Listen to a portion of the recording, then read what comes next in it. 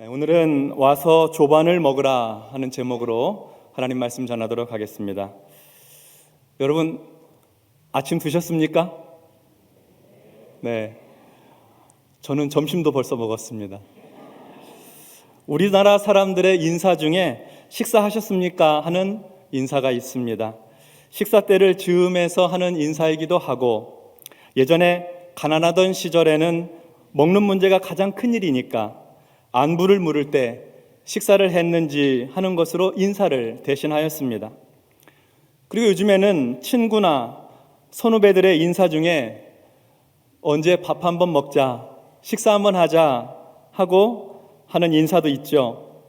이것은 단순히 밥을 먹자는 의미를 넘어서 관심과 사랑, 따뜻한 정을 나누고 싶은 교제의 의미를 담고 있습니다.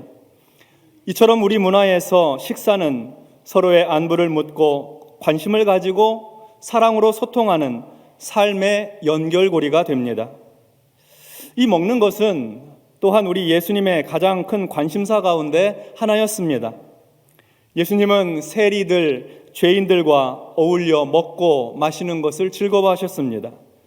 얼마나 먹는 걸 좋아하셨는지 예수님을 대적하던 사람들이 예수님을 가리켜서 먹기를 탐하고 포도주를 즐기는 사람이라고 비판하였습니다.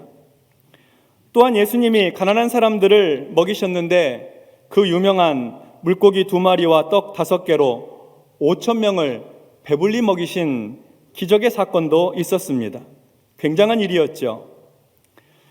예수님께서 우리에게 비유의 말씀을 하실 때도 혼인잔치의 비유, 어떤 임금이 베풀어준 잔치의 비유, 또 잃어버린 것을 다시 찾았을 때의 잔치를 여는 비유 등 먹을 것 많은 잔치 이야기를 자주 하셨습니다. 먹는 것은 예수님의 큰 관심사 가운데 하나였습니다. 사실 그것은 사람들의 가장 중요한 관심사였으니까요. 십자가에 달려 죽으신 예수님께서 3일 만에 부활하셔서 제자들을 찾아오셨습니다. 제자들은 유대인들이 두려워서 문을 닫고 숨죽이고 있었습니다. 부활의 주님을 보고 놀라는 제자들에게 예수님은 안심시키면서 여기 먹을 것이 좀 있느냐고 또 먹는 이야기를 하십니다. 그래서 제자들이 구운 생선 한 토막을 예수님께 드렸습니다. 예수님은 제자들이 보는 앞에서 그 생선을 다 드셨습니다. 또한 부활하신 예수님께서 엠마오로 내려가던 두 제자와 함께 가시는데 제자들이 예수님이신 줄 알아보지 못했어요. 저녁 즈음에 더 가시려는 예수님을 만류하고 함께 우리와 함께 계십시다 하고 같은 공간에 들어갔는데 예수님께서 기도해 주시고 축사하시고 떡을 떼어 주시는데 먹을 것을 나누어 주시는데 저들의 눈이 밝아져서 예수님이신 줄 알아보았습니다. 다 먹는 얘기입니다. 그리고 오늘 우리가 함께 읽은 말씀도 또 먹는 얘기입니다. 요한복음의 부활 이야기는 먹는 이야기로 구성이 되어 있습니다. 베드로와 6명의 제자들이 저녁에 물고기를 잡으러 나갔습니다. 부활하신 주님을 만나고 난 후에 갈릴리로 내려왔는데 지금은 뚜렷하게 무엇을 해야 할지, 어떻게 살아야 할지 아직 결정을 내리지 못했습니다. 그래서 할 일 없이 그냥 물고기를 잡으러 나간 것입니다. 밤새 그물질을 했지만 아무것도 잡지 못했습니다. 새벽이 되었습니다. 날이 새어갑니다. 제자들은 지쳐 있습니다. 그런데 저 멀리 해변에서 소리가 들립니다. 성경에는 얘들아 하는 말로 시작이 되지만 이것은 가까운 이웃이나 친구를 부르는 단어입니다. 요즘 우리말로 하면은 약간 낯선 사람들을 향해서 손을 들고 저기요 하는 거랑 비슷해요.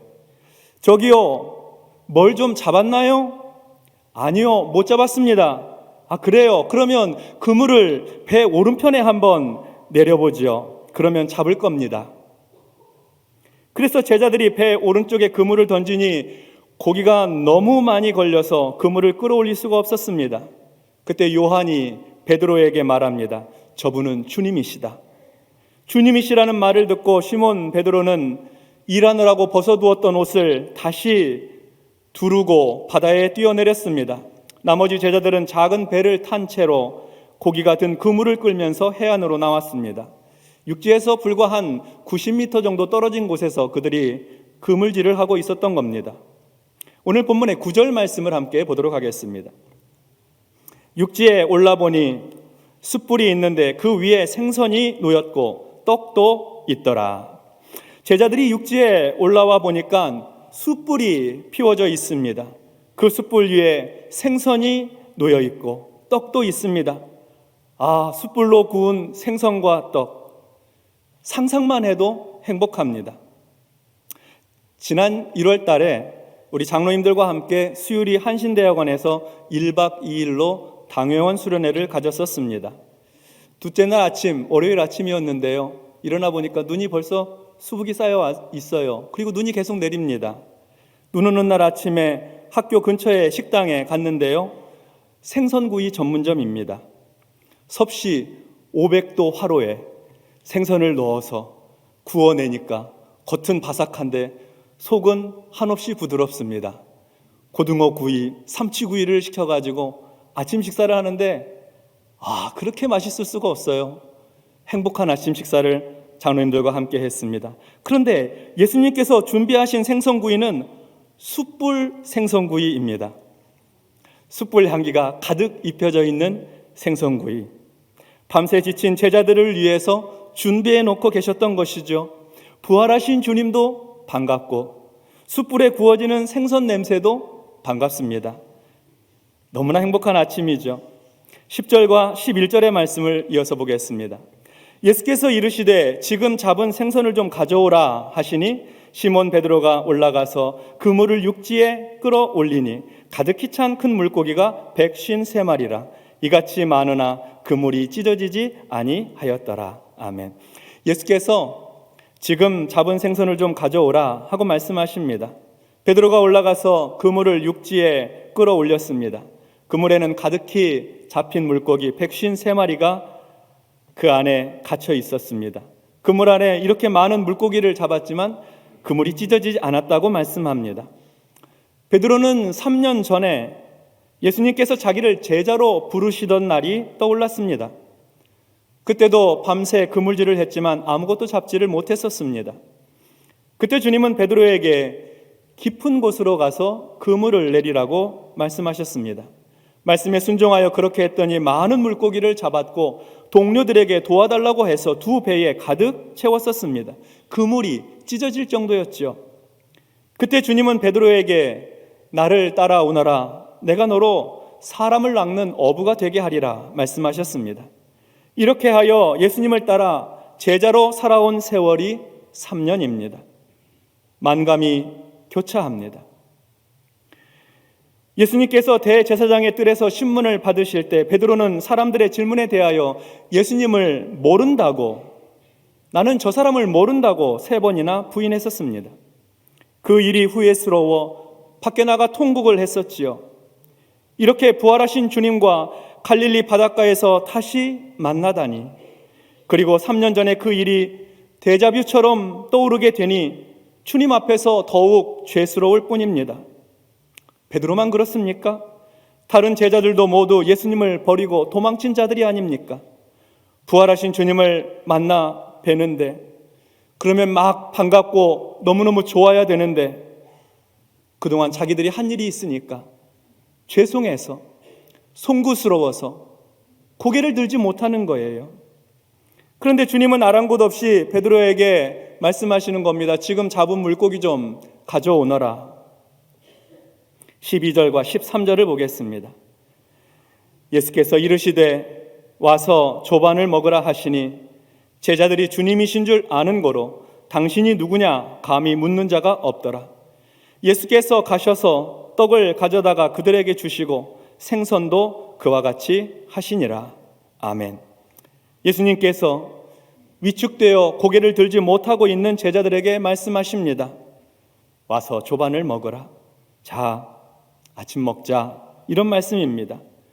큰 사고를 치고 잔뜩 긴장해 있는 아이에게 밥상을 차려놓고 이리 와서 밥 먹어 하는 엄마의 마음입니다. 밥부터 먹이는 엄마의 마음에는 사랑이 한가득입니다. 우리 주님의 마음이 그렇습니다. 와서 조반을 먹으라 하는 주님의 마음은 제자들을 향한 용서와 사랑으로 가득합니다. 죄송스러워하는 제자들의 마음을 풀어주시는 겁니다. 눈치 보지 않게 해주시는 거죠. 이른 새벽 시간 제자들의 떨구었던 고개 다시 들고 움츠렸던 어깨를 펴고 엷은 미소를 지으며 주님과 함께 아침을 먹습니다. 숯불에 구운 생선과 떡으로 주님과 함께 정겨운 식사를 하게 됩니다. 세상에서 가장 맛있고 가장 행복한 조반이죠. 예수님은 제자들에게 친히 떡도 가져다 주시고 그리고 생선도 주님이 직접 가져다 주셨습니다. 14절을 보겠습니다. 이것은 예수께서 죽은 자 가운데서 살아나신 후에 세 번째로 제자들에게 나타나신 것이라. 이 일, 곧 갈릴리 바닷가에서 일어났던 지금의 이 일은 예수님께서 부활하신 후에 제자들에게 세 번째로 나타나서 보여주신 사건이었습니다. 성도 여러분, 우리 예수님은 먹이시는 주님이십니다. 예수님은 유월절 최후의 만찬 먹는 자리에서 제자들에게 떡과 포도주를 나누어 주시며 이것이 바로 주님의 살과 피라고 하셨습니다. 예수님은 자신을 생명의 떡이라고 하시면서 이 떡을 먹으면 영생하리라 말씀하셨습니다. 예수님은 또한 누구든지 목마르거든 나에게로 와서 마시라고 하셨습니다. 우리 예수님은 먹이시는 주님이십니다. 예수님 이야기를 살펴보면 먹는 얘기가 참 많아요. 그러므로 예수를 믿는 성도들의 삶에는 주님으로부터 주시는 은혜를 먹고 주님이 베풀어 주시는 생명을 먹고 그리고 세상을 향해서 그 생명을 나누고 흘려보내야 될 그런 사명이 있는 것입니다. 가정에서도 식구들을 먹이고 사회생활할 때 직장에서 또 이웃과 함께 친구들을 만날 때 할 수만 있으면 먹는 자리를 만들어서 식사를 대접하세요. 요즘에는 식사값이 많이 올라가지고 좀 부담스럽긴 한데 그래도 여러분 기회 있으면 먹이세요. 먹이는 게 축복이에요. 먹이는 게 하나님의 은혜를 흘려보내는 길입니다. 예수님을 믿고 예수님을 따르는 교회는 어떻습니까? 교회는 먹는 공동체, 먹이는 공동체가 되어야 합니다. 우리 바른교회는 음식 맛있기로 유명한 교회입니다. 수요일 어르신 문화교실에 오게 되면 고기가 있는 오첩반상에 따뜻한 국과 과일 후식까지 제공을 합니다. 옛날 같으면 사대부 양반들이나 먹는 밥을 우리는 그냥 평범한 일상에서 먹고 있어요. 한 달에 한 번 남성교회 축복 예배는 5층 식당에서 밥 먹는 것부터 시작합니다. 그리고 매 주일마다 주방에서 700~800명이나 되는 성도들 한 끼 식사를 제공하고 있습니다. 교회는 음식이 풍성하고 음식이 맛있으면 좋습니다. 먹고 먹이는 공동체니까요. 이렇게 먹이기 위해서는 누군가 수고를 해야 합니다. 우리 여성교회 회장단, 임원들, 회원들이 한 달씩 돌아가면서 토요일에 나와서 음식 준비하고 주일에는 음식 배식을 하고 식당에서 하루 종일 섬기십니다. 남성교회 회원들은 설거지 하느라고 봉사하십니다. 얼마나 힘든 일입니까? 그런데도 귀하게 잘 섬겨주고 계십니다. 감사한 일이죠. 혹시 여성교회 임원들이 전화드려서 식당 봉사 도와달라고 연락드리면 주저하지 말고 2번 생각하지 마시고 네, 그렇게 하겠습니다 하고 기쁘게 협력해 주시기를 부탁드립니다. 그리고 주방에서 섬기시는 분들에게는 항상 고마운 마음으로 감사의 인사를 나눠주시기 바랍니다. 교회는 와서 조반을 먹으라 하신 주님의 마음을 닮아 다른 사람을 먹이는 사역, 귀하고도 값지게 잘 감당해야 합니다. 이는 몇몇 사람들의 사역이 아닙니다. 우리 모두가 함께 서로가 서로에게 봉사하는 사역인 것입니다. 그뿐만이 아닙니다. 교회에는 영적인 양식이 풍성해야 합니다. 하나님의 말씀이 때를 따라 공급되어야 하고 하나님 말씀 배우고 익히는 자리가 자주 제공되어야 합니다. 저는 우리 성도들이 한 주간 살아갈 생명의 능력이 되는 말씀을 준비하기 위해서 일주일 내내 국을 끓입니다. 곰국 끓여요. 사골국물 우러날 때까지. 그래도 국밥 한 그릇은 잡수고 가시게 해야 되니까 하나님 말씀 붙들고 일주일 내내 묵상하면서 하나님 이번 주일에 우리 성도님들 이 말씀 듣고 한 주간 나가서 살아야 됩니다. 주님 말씀 주십시오 하고 기도하면서 준비합니다. 우리가 하나님 말씀 따라 잘 살고 싶어도 때로 우리가 실수할 때 있잖아요. 하나님 말씀 따라 순종 못하고 살 때도 있습니다. 우리가 때로 실수하고 실패해도 우리 주님은 잘못했다고 지적하시고 책망하시고 나무라시는 분이 아니십니다. 우리가 고개 떨구고 있을 때, 위축되어 있을 때 먼저 찾아오셔서 와서 조반을 먹으라. 자, 밥 먹자.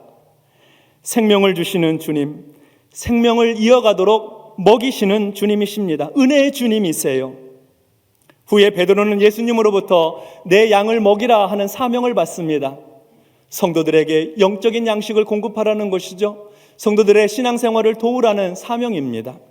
누구나 주님으로부터 양식을 공급받고 주님과 함께 조반을 먹는 사람은 가서 내 양을 돌보라고 하는, 내 양을 먹이라고 하는 사명받는 사람이 되는 것입니다.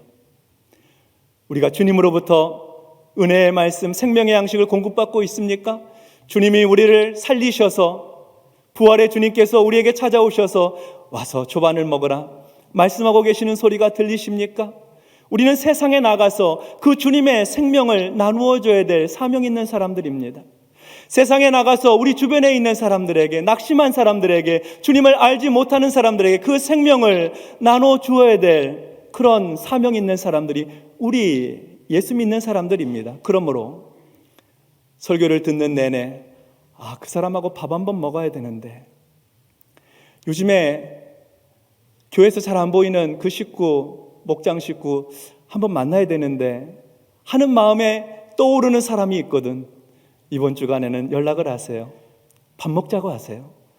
그리고 주님 마음 가지고 식사 한 끼, 그저 찌개 하나 놓고 먹어도 대접하시고 교제하셔서 주께서 우리에게 베풀어 주신 그 생명과 은혜와 죄사함의 사랑을 그분에게도 흘러갈 수 있도록 섬겨주시기 바랍니다. 그것이 전도이고 그것이 선교적인 삶입니다. 우리 바름교회에 속한 성도들과 우리 교회는 이러한 선교적 사명, 주님의 사랑과 생명을 흘려보내는 이 귀한 일을 능력 있게 잘 감당하게 되기를 주님의 이름으로 축원합니다. 기도하겠습니다.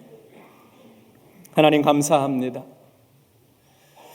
그동안에 하나님 말씀 잘 지키지 못하고 사는 것 너무 죄송스럽고 송구스러운 마음이어서 예배당에 올 때마다, 하나님 앞에 엎드릴 때마다 자책하게 되는 일이 많이 있었습니다.